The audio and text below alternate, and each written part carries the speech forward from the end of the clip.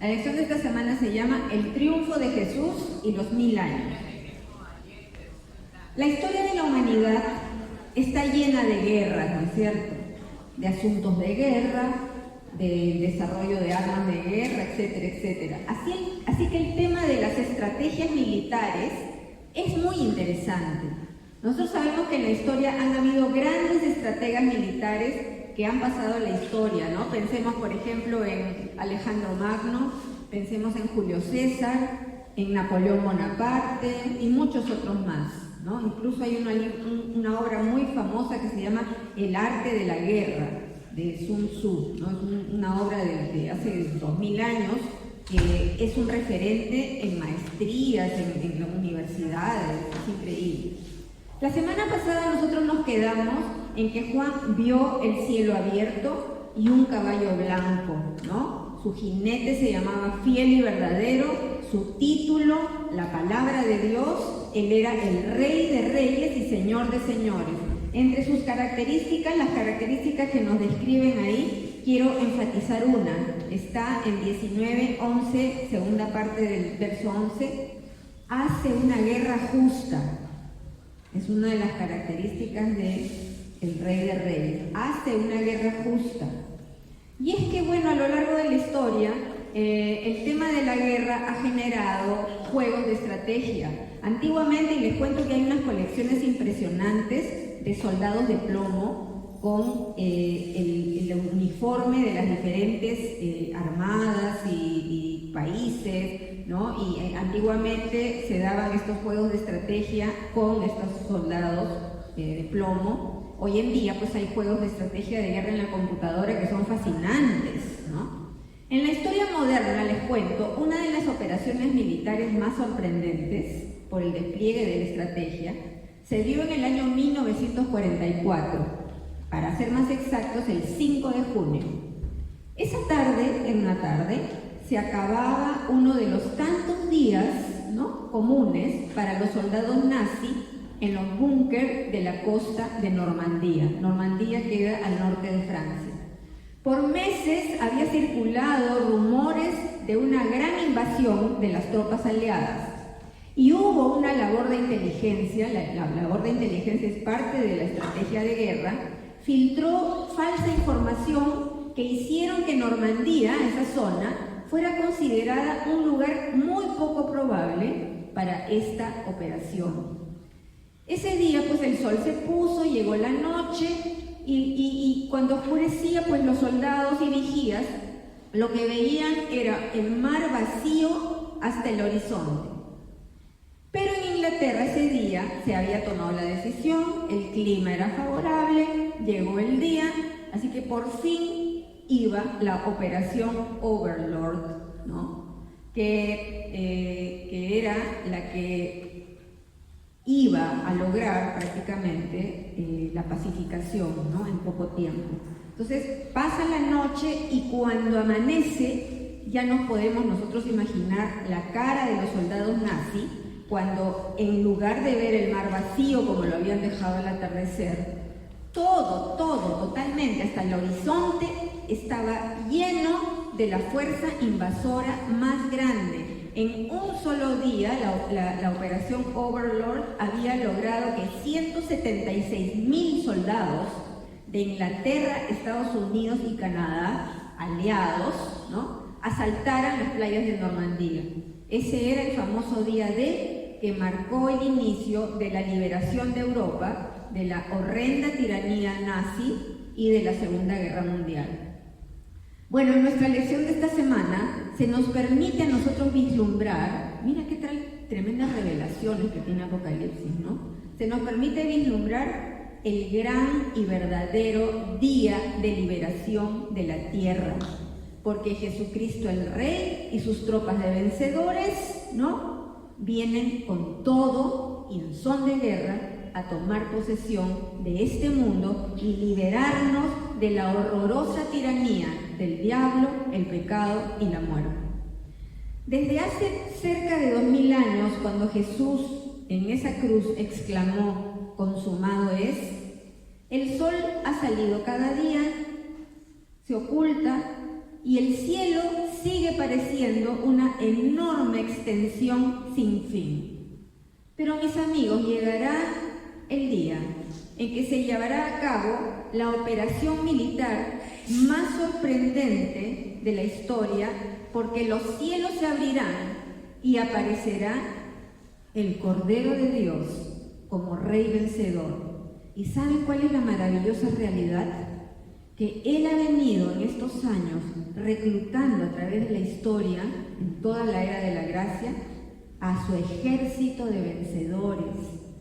Y así, aliados a Él, vamos a estar en esa batalla final, la operación más grande e importante en la historia humana, llamada Armagedón. Jesús, en su mensaje a las 7 iglesias, capítulos 2 y 3, nos hace una seria evaluación como iglesia, muy seria. Hace advertencias y nos habla de serios peligros y amenazas para la iglesia. Pero la realidad es que en cada una de las 7 iglesias habrán vencedores, ¿no es cierto? Esa es la gloria de Dios. Recordemos capítulo 19-14 la semana pasada. Los ejércitos del cielo, vestidos de lino blanco y puro de la más alta calidad, los seguían en caballos blancos. Mira tú, la tierra estaba sometida al oscuro régimen de la bestia y el falso profeta. Seguramente esa noche se durmieron, el cielo estaba como siempre, y en un momento, se abrieron los cielos y aparece esta sorprendente caballería triunfadora. La tierra estaba sometida al oscuro régimen de la bestia y al falso profeta. El dragón, con su engaño, logró durante 42 meses, porque Dios se lo permitió, blasfemar contra Dios, hacer lo que quisiera y hacer guerra contra el pueblo santo y conquistarlo. Todo esto lo hemos estudiado en Apocalipsis 13. Y todo esto llegará a su fin. Jesús viene y liberará al mundo. Esta lección nos revela a nosotros que gobernaremos y juzgaremos junto a Él. ¿Saben qué, mis amigos? Cuando hacía este estudio, pensaba, qué bueno, mis amigos, que un día nosotros creímos y recibimos la palabra de Dios, a Jesucristo, ¿no? Porque si bien Dios lo creó todo por su palabra, ¿no es cierto? Todo lo creó por su palabra, la espada que sale de la boca de Cristo destruirá a sus adversarios en un instante. La palabra de Dios, es decir, Jesús, ¿qué hizo por nosotros? Nos hizo nacer de nuevo, nos dio vida eterna, nos ordenó, con su palabra nos ordenó, como lo hizo con la creación, nos salvó. ¿Y saben qué es lo más increíble que hizo? Y así se llama esta charla. Nos hizo aliados de Jesucristo, el Rey vencedor. Vamos a ver 3 partes. Primero, Jesús triunfa. Segundo, Satanás es atado. Y tercero, los 1000 años. Primero, Jesús triunfa. Voy a leer el Salmo 2, que nos hicieron leer la clase pasada, que yo no me había percatado cómo el rey David había profetizado sobre Armagedón con tanta claridad, ¿no es cierto? Vamos a ver Salmo 2, del 1 al 7. Hace 3000 años David fue inspirado para escribir este salmo. Dice así: ¿por qué están tan enojadas las naciones? ¿Por qué pierden el tiempo en planes inútiles? Los reyes de la tierra se preparan para la batalla. Los gobernantes conspiran juntos en contra del Señor y en contra de su ungido. Rompamos las cadenas, gritan, y liberémonos de ser esclavos de Dios. Pero el que gobierna en el cielo se ríe. El Señor se burla de ellos. Después los reprende con enojo, los aterroriza con su intensa furia, pues el Señor declara: he puesto a mi rey elegido en el trono de Jerusalén, en mi monte santo. Luego el verso 8 dice, le dice al su ungido: tan solo pídelo y te daré como herencia a las naciones, toda la tierra como posesión tuya. Las quebrarás con vara de hierro y las harás pedazos como si fueran ollas de barro. Yo no me había dado cuenta que este Salmo 2 era tan increíblemente profético, ¿no? Ahora, por casi 2000 años, toda la era de la gracia, la Iglesia de Cristo vivimos como extranjeros en este mundo, ¿no es cierto? Nosotros estamos en el mundo, pero no somos del mundo, nos dice el Señor, ¿no? ¿Por qué como extranjeros? Porque este mundo es controlado por Satanás, por el dragón y todas sus potestades y gobernadores, ¿no? Controlado. Y como soldados de Dios que hemos sido reclutados para ser vencedores, ¿no es cierto? Tú y yo vivimos en un territorio enemigo. Es decir, y ni qué decir de nuestra generación. Mira todo el tiempo que nos ha tocado vivir. Estamos en un tiempo tremendamente anticristo, muy anticristiano, súper blasfemo, ¿sí o no? Todas las cosas sagradas, todas las cosas son vapuleadas y pisoteadas por este sistema.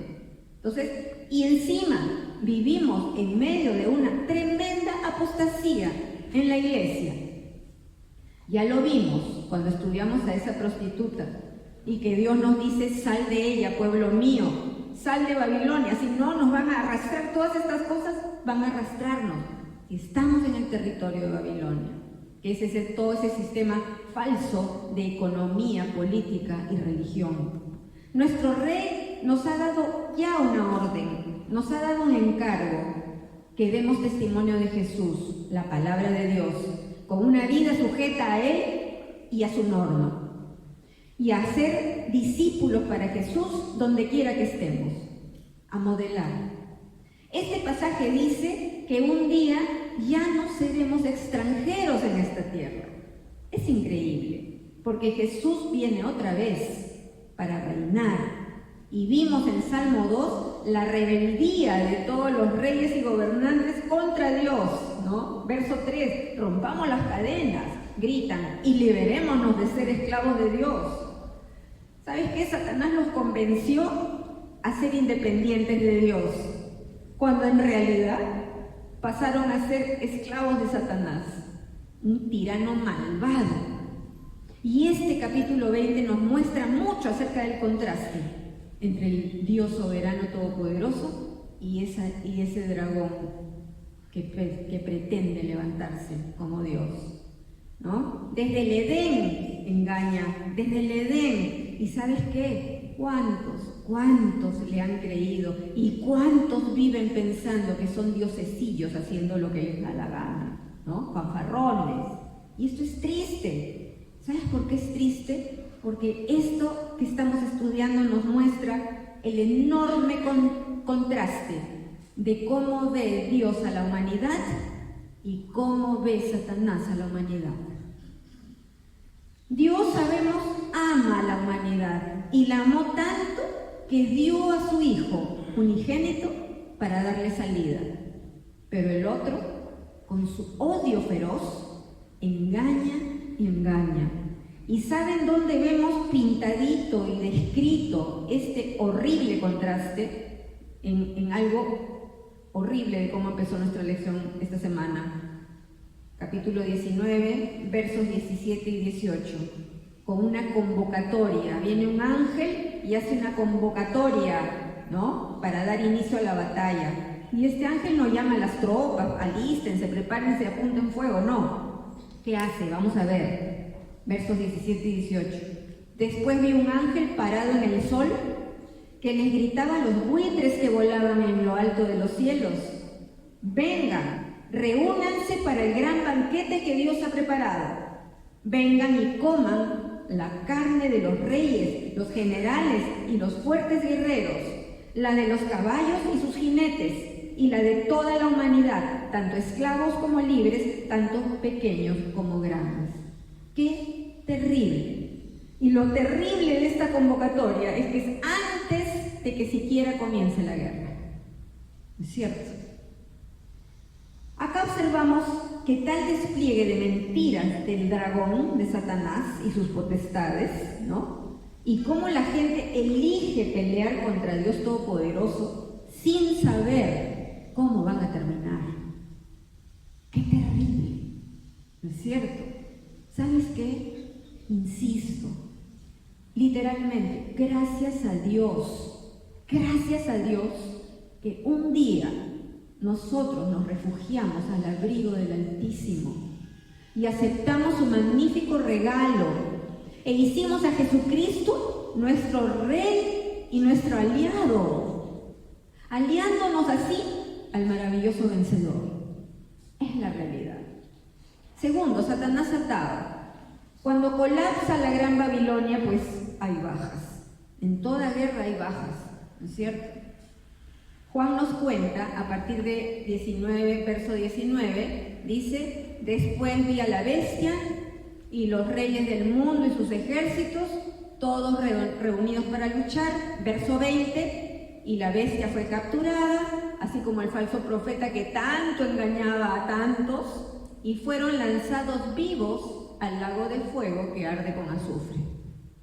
Verso 21, todo su ejército fue aniquilado por la espada afilada que salía de la boca del que montaba el caballo blanco, y todos los buitres devoraron los cuerpos muertos hasta hartarse.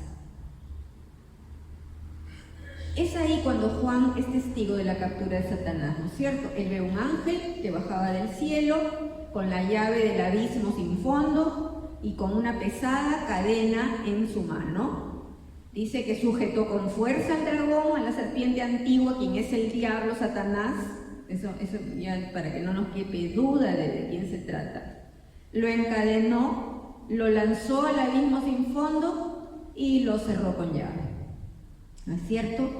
¿Con qué propósito lo encerró? Para que no pudiera engañar a las naciones por un tiempo. ¿Cuánto fue ese tiempo? 1000 años, dice la palabra. No se sabe si son 1000 años exactos o si es simplemente un tiempo, ¿ya? Pero fue atado por un tiempo.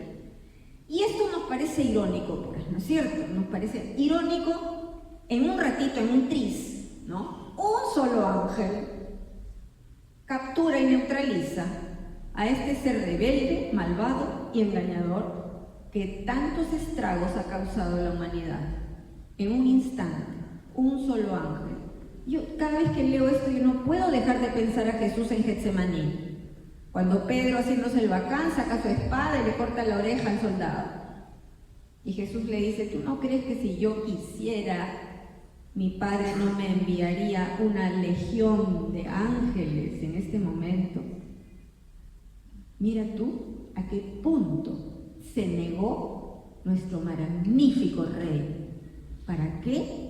Para que tú y yo seamos parte de su reino. Ese es nuestro Señor Jesús. Mis amigos, estamos aún en la era de la gracia, por eso el encargo de Jesús. ¿Y cuál es, para decirlo en otras palabras, su encargo? Ayudar a otros a pasar de un lado a otro, ¿ya? Como sucedió con nosotros, que fuimos trasladados, como dice Pedro, del reino de las tinieblas a su luz admirable. Nosotros pasamos de las filas de los aliados de Satanás a las filas de los aliados del Rey vencedor, ¿ya? El destino de ambos aliados, de un reino y del otro, es totalmente distinto. ¿Por qué? Porque reflejan el amor de Dios y el odio del dragón. Hoy el engañador está en plena labor, y eso nosotros lo sabemos y lo percibimos. ¿Sabes por qué ustedes perciben las cosas espirituales? Porque estamos estudiando la palabra. La palabra es la que nos da los ojos espirituales que necesitamos para ver, para percibir lo que nos rodea, para saber quiénes somos en Él, ¿cierto?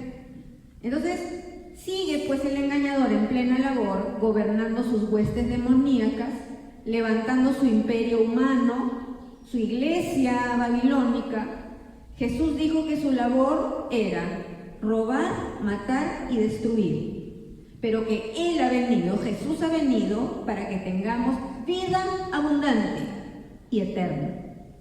El engañador sigue buscando convencer al mundo que las cosas malas son buenas y que las buenas son malas, que no pasa nada, que todos lo hacen. Él busca confundir que rebajemos los estándares de santidad de Dios Todopoderoso. Nos engaña con una iglesia que no instruye, sino más bien entretiene, adormece y masifica. Eso es muy triste. Por eso tenemos que ser gente despierta, muy despierta. También persuade a la gente que las cosas buenas son anticuadas y aburridas. ¿Ya? Nunca dejemos de repasar la palabra, de tener palabra en nosotros, porque el mundo y todo pasará, pero su palabra no pasará. Es eterna. No dejemos de repasar el mensaje de Jesús a las iglesias, esa evaluación y advertencias. La pregunta es, ¿somos tú y yo candelabros brillantes? ¿Somos candelabros brillantes? ¿Somos luz del mundo, sal de la tierra? Mis amigos, estamos estudiando cuál es la naturaleza y el destino de Babilonia, esa prostituta horrenda que encarna todas las mentiras, abominaciones y ofertas de Satanás, diciendo, rompamos las cadenas, libérense de ser esclavos de Dios, como dijo el salmista. Es la esencia de su abominable perversión. ¿Estamos despiertos? Mira hacia dónde va Babilonia con toda esa humanidad rebelde a Dios. Va a destrucción. En años pasados, esta operación Overlord, el día de la liberación de Europa, fue una tremenda lucha. Pero ¿saben qué? Se logró que las fuerzas aliadas tomaran las 5 playas de Normandía. Y a fines de ese mes, ¿no?, del mes de junio, el general Eisenhower, quien fue el que mandaba esta operación, el estratega, tenía 850.000 soldados, 150.000 vehículos en Normandía, lo cual para la época, estamos hablando de 1944, es impresionante. Pero ¿sabes qué? Ni esta, ni ninguna campaña militar, ni todas juntas en la historia de la humanidad, se comparará con el día de la liberación de esta tierra por el Rey Jesucristo y sus aliados. Hacernos creer que es rico, que es bien bacán, ¿no? El pecado es horrendo.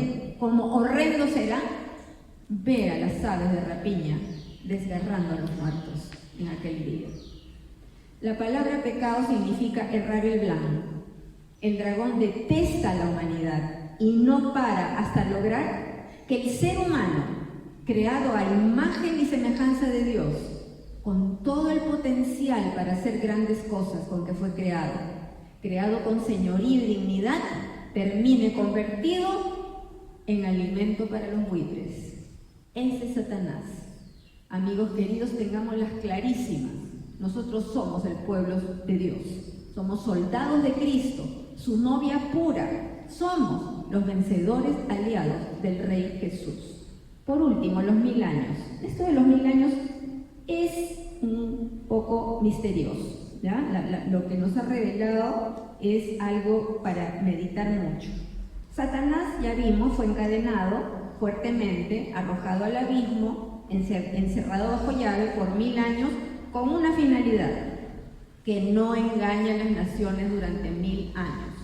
Eso va a ser estupendo para la tierra, o para lo que quede de la tierra, podríamos decir. Bueno, no para él, porque imagínense un mentiroso compulsivo, un asesino y mentiroso compulsivo, estar encerrado sin poder engañar, ya se imaginan lo que va a hacer. Pero en la tierra habrá justicia y paz por 1000 años, o un tiempo. No más engaños, no más ideas pervertidas, no más injusticias, y no más falacias, ni posverdades, ni mentiras, ¿no? Ahora, ¿qué significa esto? Y podemos meditar en algo, ¿ya? Yo pienso mucho en la justicia de Dios. Él no va a dejar cabos sueltos, no va a dejar ni un solo cabo suelto de su justicia. Su palabra dice que todos sabrán del Evangelio, todos sabrán, todos tendrán oportunidad, ¿no es cierto? Ahora, siempre hubo en la mente humana la idea o la fantasía de la sociedad perfecta, ¿no es cierto? Todos los que han fundado una nación, que terminan fundiéndola, por cierto, han tenido la idea pues de hacer las cosas bien, ¿no? ¿Qué sé yo? En el siglo XVII, el famoso autor John Milton, escribió un libro que tuvo mucha influencia en el pensamiento de la humanidad. Se llamaba El paraíso perdido. Ahí narra él lo que pasó con el ser humano, ¿no? Puesto con mucha dignidad en un paraíso que lo perdió. En el siglo XVI, el autor Tomás Moro escribió un libro que se llama Utopía, que también ha sido de muchísima influencia para pensadores, filósofos, ¿no? ¿Y qué planteaba esto? Planteaba la sociedad perfecta, regida por unas leyes muy sabias, instauradas por un sabio que se llamaba Utopus. Karl Marx, sin ir muy lejos, planteó con el comunismo hacer la sociedad perfecta y fue un fracaso estrepitoso, ¿ya? Platón en su libro La República, para irnos más atrás en la historia, también, o sea, todas estas obras y pensamientos plantean utopías. Y la palabra utopía sigue significando lo mismo. Sueños humanamente irrealizables. ¿Ok? Nosotros los seres humanos, imposible. En el Edén ya perdimos el paraíso. Pero ¿saben qué? No solamente en el Edén la humanidad perdió el paraíso. Dios también perdió a su criatura, porque Dios le había dado libertad, ¿no es cierto? Libertad de elegir. Bueno, en este capítulo 20 nosotros vemos a Jesús reinando en la tierra con sus santos por 1000 años.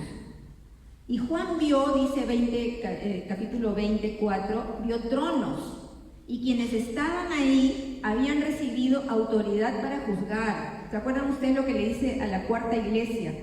Que ellos gobernarán con vara de hierro.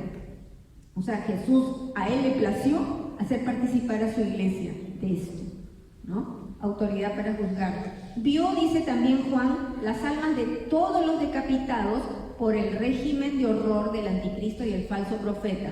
Todos ellos no aceptaron su marca ni adoraron su estatua. Y todos ellos, la iglesia y ellos, resucitaron, volvieron a la vida y reinaron con Cristo. Eso es la primera resurrección. Y Juan dice en 26, benditos y santos son aquellos que forman parte de la primera resurrección, porque la segunda muerte no tiene ningún poder sobre ellos, sino que serán sacerdotes de Dios y de Cristo y reinarán con Él durante 1000 años. Mira, pues, esta maravilla. Por eso es el novio y la novia. Cuando un novio pide casarse a una novia, la hace partícipe de sus bienes. No pensemos en los contratos prenupciales que se usan ahora, ¿no? Pensemos en un matrimonio bueno. Se hace partícipe de todos, unen todo lo que tienen, ¿no es cierto? Y a Jesús le ha placido compartir con nosotros, con los suyos. Es impresionante. Recordemos que el sistema de gobierno de Dios es de jueces. En el Antiguo Testamento nosotros vemos que esa, para Dios, era la forma como debían ser gobernado Israel, ¿no? Primera de Samuel 8 fue un punto de quiebre en la historia de Israel.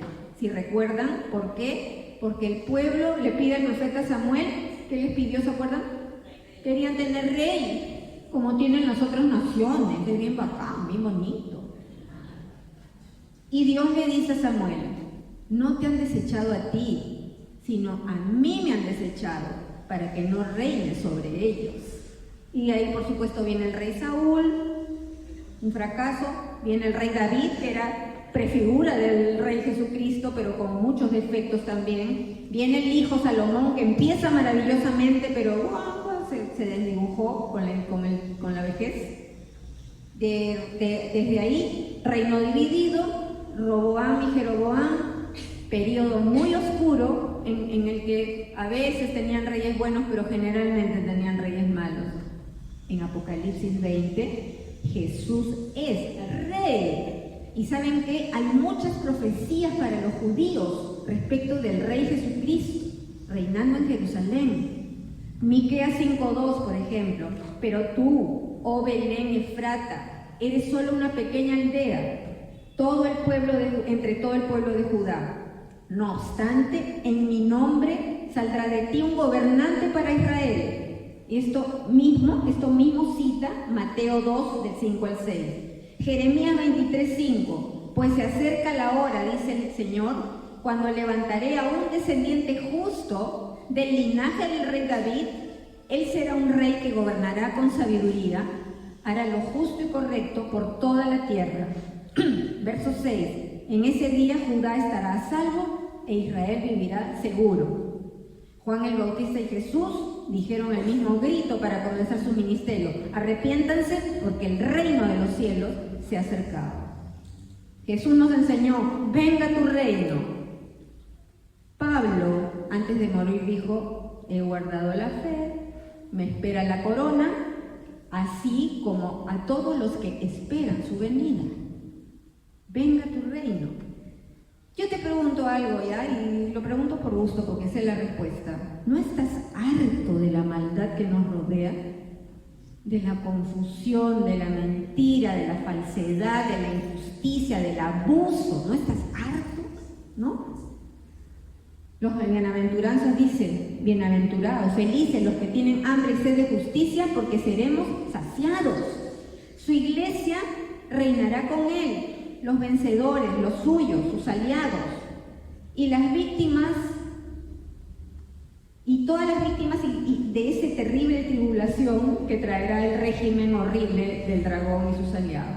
Su iglesia y ellos resucitan en cuerpos glorificados, resucitamos en cuerpos glorificados para reinar con Cristo. ¿A quiénes?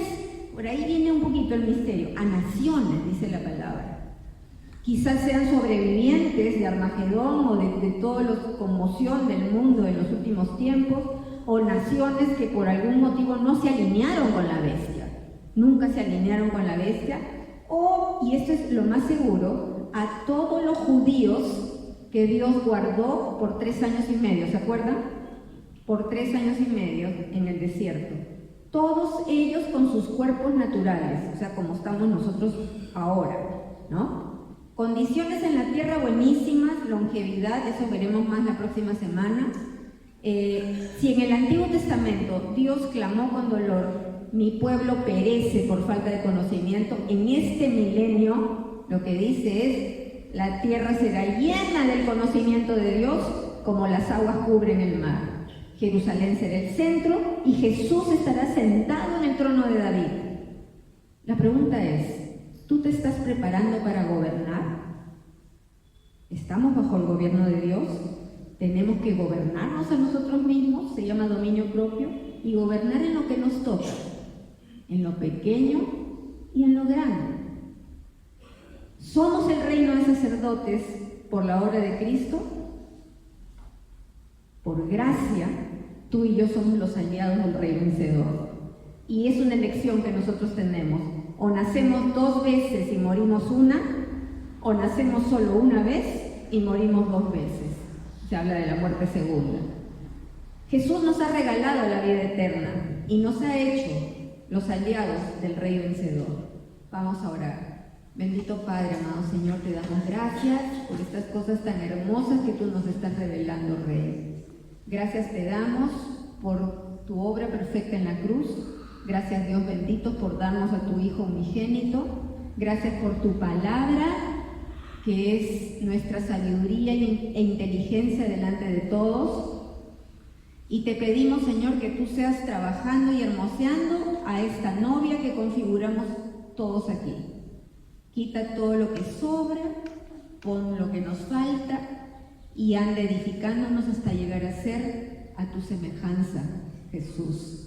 Gracias por tu amor y por ese amor de querer compartir con nosotros, no solamente, Señor, tu presencia, sino también tu gloria.